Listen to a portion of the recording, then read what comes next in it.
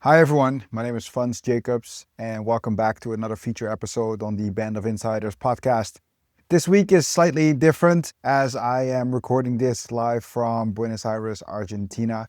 I'm here for a very special reason, which also gave me some good inspiration to write a new article for you all about all the things I've seen, learned and witnessed here in Argentina. It's been a lot of fun so far and I think it's very interesting all the stuff that's been going on here. And that is exactly what I wanted to share with you. So if you hang on with me, I'm going to share my thoughts and experiences and insights that I've gathered over the last couple of days. And I hope you enjoy it. So today we're going to talk about Buenos Aires and the real purpose of blockchain. As I said, I'm recording this from Buenos Aires, Argentina, as I'm here for about 9 days to visit the Devconnect Conference, the world's largest Ethereum-minded event. My goal of this week is to share with you some of the things I saw, insights, or any other thoughts or inspiration. But first and foremost, what is Devconnect? Devconnect is a week-long citywide gathering organized by the Ethereum Foundation. It isn't a single conference. It's a curated constellation of independent events, workshops, technical deep dives, meetups, research sessions, and community gatherings spread across the host city. The core idea is pretty simple. Bring the entire Ethereum ecosystem together in one place and give builders the space to learn, coordinate, and push the protocol forward. No spectacle, no flashy expo halls, no corporate noise. Devconnect is intentionally designed for depth over hype. Most of the sessions are organized by teams within the community. Researchers, protocol engineers, privacy advocates, client teams, L2 builders, application founders, and open source contributors. Each event focuses on a specific domain, from zero-knowledge rollups to decentralized identity, from validator economics to agent standards like ERC 8004. In practice, Devconnect feels more like an ecosystem retreat than a traditional conference. The agenda is decentralized, the people are hands-on, and the conversations are centered on long-term problems that actually matter for Ethereum's future. It is where you see the culture of the chain reflected in real life. So Ethereum, what are you talking about, Fons? That's something you might be wondering while listening to this. So let me start by explaining it properly once and for all. Ethereum is a decentralized computing platform that allows anyone to build applications that run on a global network instead of on servers that are controlled by a single company. At its core, Ethereum is an open, programmable blockchain. It gives developers the ability to create smart contracts, applications, and economic systems that cannot be altered or shut down by a central authority. To understand why it exists, you have to understand the story behind its creator. Vitalik Buterin was a teenager when he first became active in online gaming, mathematics, and cryptography forums. In 2010, he discovered Bitcoin and became fascinated by the idea of money operating without a government or company in control. He began writing for Bitcoin magazine soon after and quickly became one of the most well-known young thinkers in the space. But there's a specific moment that shaped his philosophy around decentralization. When he was around 15 years old, he played World of Warcraft. One day, Blizzard changed the properties of a spell for the Warlock class. Vitalik's character depended on that spell, and overnight his build was weakened. He has written about this moment publicly. I hereby quote him directly. He said, "I happily played World of Warcraft from 2007 to 2010, but one day Blizzard removed the damage component from my beloved Warlock's Siphon Life spell. I cried myself to sleep, and on that day I realized what horrors centralized services can bring. I soon decided to quit." It made him realize how much power centralized platforms have over the digital things people care about. That experience was one of the early sparks behind his belief in user ownership and systems that cannot be arbitrarily altered from above. Bitcoin was the first proof that decentralized digital ownership could work.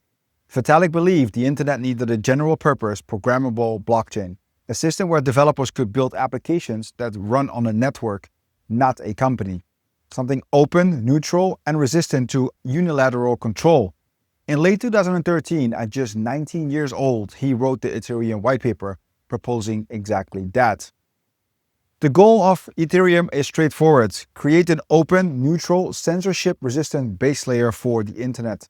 A foundation where applications, assets, and communities can operate without relying on trust in a single company or intermediary. Over the past decades, Ethereum has grown from an idea in a white paper to the world's largest decentralized application ecosystem. It now supports thousands of developers and millions of users, all contributing to a vision of a more open digital world. Now let's look at some numbers. Let's first start with market capitalization. Ethereum is the second largest blockchain in the world, with a market cap fluctuating around $350 to $415 billion, depending on market conditions. The total value secured on the network across smart contracts, protocols, and applications, Ethereum secures well over $100 billion in value. Ethereum holds the largest share of the decentralized finance ecosystem, with roughly 50 to 70 billion locked in decentralized finance protocols. More than 200 million unique addresses exist across the Ethereum ecosystem. Depending on the day, the Ethereum ecosystem sees 1 to 2 million daily active addresses. Then transactions, the entire Ethereum ecosystem combined processes roughly 12 to 20 million transactions per day. There are more than 4 million smart contracts deployed on Ethereum to date. And in terms of economic activity, Ethereum processes over $1 trillion in transaction value annually, depending on market conditions. At this point, it's worth noting that Vitalik, together with a small group of early developers, launched Ethereum. But he does not control the network in any meaningful way. He is Ethereum's spiritual leader, not its ruler or CEO. The protocol runs on thousands of independent nodes that no single person can change, exactly how he wanted it to become, as in this form nobody could have changed his beloved game if it would have been built on Ethereum rails. Now you have a bit more context of what this week is all about. Let me share some of my personal experiences here being in Buenos Aires and at this event and all its side events. So Buenos Aires, is it the crypto hub of the world? It totally makes sense that the Ethereum Devconnect event landed in Buenos Aires after being in Istanbul in 2023 and actually being in Amsterdam in 2022. For the people that don't know, Argentina is one of the countries where crypto is used most in daily life. The adoption numbers here are off the charts. I heard about this many times before, but now we could actually experience it up close. Crypto feels normal here. It is in many different places and everywhere you look. This did not happen by accident. This did not happen because of meme coins or get-rich-quick schemes. This happened out of pure necessity. Argentinians utilize crypto exactly for what it is meant, and that is to make their own lives better, to give them a way out of a system that they were, until blockchain, born into. They use it to protect themselves. Argentina has lived through something most people only read about. Hyperinflation is not a headline here, but a lived experience. During one of the presentations I visited, the CEO of Lemon, Argentina's most widely used crypto app, showed a slide that said the Argentinian peso lost roughly 92% of its purchasing power between 2016 and 2019. This means if you had saved 10,000 pesos at the beginning of that period, those same 10,000 pesos could only buy you the equivalent of 800 pesos just a few years later. Your savings literally went up in smoke in 36 months. Not because you made a bad decision, but because of factors you cannot control.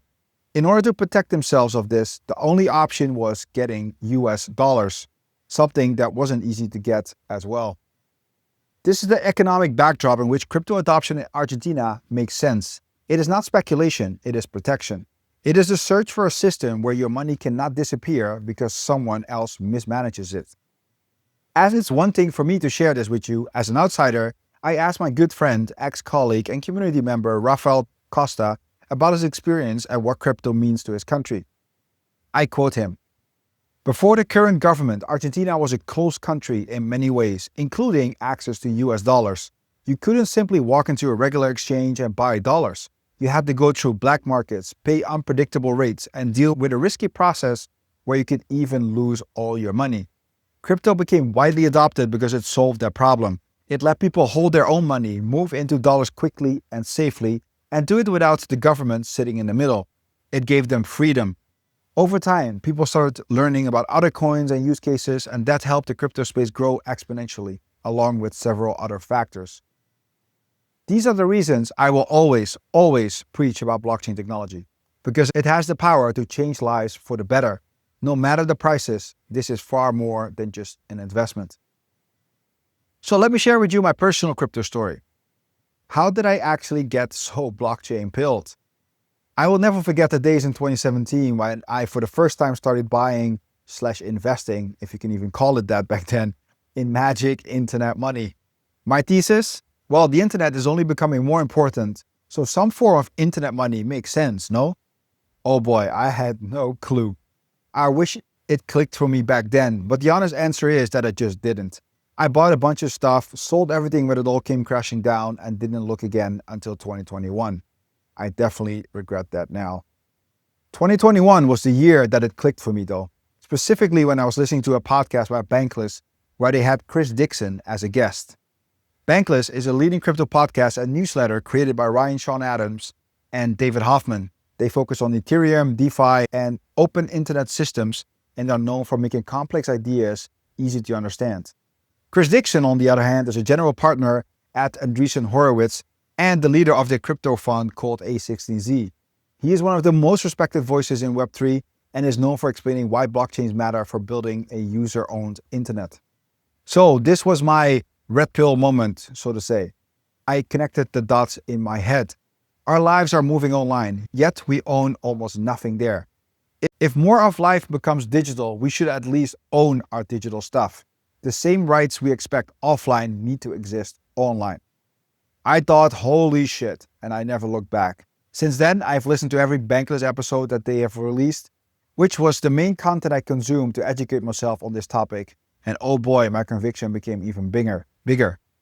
It's not stopping at own your money or own your digital life. It brings property rights to countries, gives access to opportunities to people who never had access to them. And now there's AI, a very centralizing power with its own challenges. Another matter where blockchain can help. Okay, let me end my rant here, or this will become a very long podcast after all. But after 4 years of listening to every episode the Bankless team released, I finally had the pleasure to go to the second ever summit and had a chat with one of the guys called David Hoffman. Quick side note, there's a well-known phenomenon where if you listen to someone on a podcast for long enough, it can feel like you actually know them. Even though you've never met them, your brain treats their voice and presence as familiar. Psychologists call this a parasocial relationship. Very strange. Also, speaking to him in normal speed as I listened to 2x was weird at first as well. I thanked him for all the content, all the education, as it brought me many things. So the last thing I want to talk about is privacy. I wrote about it numerous times already. I wrote about a short history on privacy and the so-called cryptography wars, which, by the way, have nothing to do with crypto. Don't mistake that. And about a groundbreaking piece of technology that can help us fight this privacy battle moving forward, called zero-knowledge technology.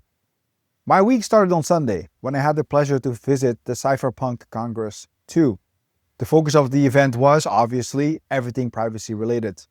Privacy is becoming more and more important. Why? Because centralizing powers are misusing technology to take away every bit of privacy we have. I personally think it's absolutely critical for our world to preserve the privacy of the individual. It's a never-ending discussion where governments, corporations, big tech, and all other claim they are surveying us because they want to find bad actors. Unfortunately, this is a very slippery slope, because who decides who is bad? Don't get me wrong, some things are unanimously wrong, but after that, it quickly becomes gray and debatable. To give you a quick example, during the COVID pandemic, there was a large trucker protest in Canada. Whatever your opinion on the protest itself, something happened that should concern anyone who cares about privacy and financial autonomy. The Canadian government used emergency powers to freeze the bank accounts of some of the truckers involved, but it did not stop there. They also ordered freezes on the accounts of ordinary citizens who had simply donated money to the protest through a centralized crowdfunding platform. These people did not break any laws. They just supported the cause and suddenly found themselves locked out of their own money. This is the core problem. When your financial life sits inside a centralized system, it can be switched off with a signature. You do not control it, someone else does. And when governments or corporations can decide who gets access to their money based on the issue of the day, it becomes very clear why privacy and decentralization matter. This time it happened to a group you might have disagreed with, so it was easy to ignore. Next time it may be a cause you care about and you will want decentralized rails on your side. Privacy has also become one of Vitalik's main focus areas. As adoption accelerates and as stablecoins are being integrated by global banks and corporations, and as blockchains move from niche tools to real infrastructure, the industry understands that privacy must become priority number one. Because for everyone wondering whether blockchains are private, the answer is simple: they are not. Bitcoin and Ethereum, two different blockchains, are both pseudo-anonymous. This means your name is not attached to a wallet, aka your vault, but anyone can see what is inside that wallet and where funds move next. Criminals will always misuse tools, just like they do with cash, but ordinary people should not lose their financial privacy because of the actions of a minority. Vitalik spoke on stage at the event. Seeing him in person was awesome and inspiring. He's a unique character with an even more unique and brilliant mind. But despite all the fame and financial success, he remains completely himself, and I love that about him. Privacy debates are not abstract. They are real risks that affect regular people. But it gave me hope that some of the smartest people in the world are fighting for our right to privacy. I am not a developer. I cannot write the code that protects us. But I can tell the story and explain why it matters. And it now matters more than ever. So let me leave you with some closing thoughts. The week is halfway over. That means there's way more to come. It's been fun so far. Argentina is awesome, and I'm excited for the rest of the week. The power of Ethereum is immense, and if you got inspired by the above, here are some of my other articles that go into specific. The power of Ethereum is immense, and if you got inspired by this episode, I would highly invite you to check out my website, as I've written a lot of articles considering these topics, and they go a little bit deeper. I, for example, explain how it can bring digital property rights to any country and the internet, how it makes it possible to truly own something on the internet, how it is a solution to losing even more control over our own money, and how it can open up an internet that is now closed and owned by mega corporations. This is the closest I've been to the heart of the crypto and especially Ethereum industry, and it made me realize something personal as well. I am someone that has a hard time labeling myself. Whenever I have to introduce myself, I can't fit it into one sentence. I'm a bit of everything. I am in between things. Crypto is just one of my big passions. Sometimes it feels like that makes my life more challenging than it already is, which is annoying. Other times I feel it's my unique strength. But yes, more often than not, I think by myself, I don't want to be boxed in. I am who I am. I talk about what I like. And if you like it or not, that is okay. I will leave it at that for this week. I'll admit I didn't think this podcast would become as long as it became, but I do hope you enjoyed it a little bit. I think it's an important topic to make our world a little bit better and to preserve a positive future for us and our kids. Like I said, this was it for this week. Signing out from Buenos Aires, Argentina, and I hope to see you again next week. Like and subscribe. As always, please drop a 5-star review in your favorite podcast platform that you use. It will help a lot. And without further ado, I'm signing off. This is Funds Jacobs, Band of Insiders podcast, and hopefully see you next week. Peace.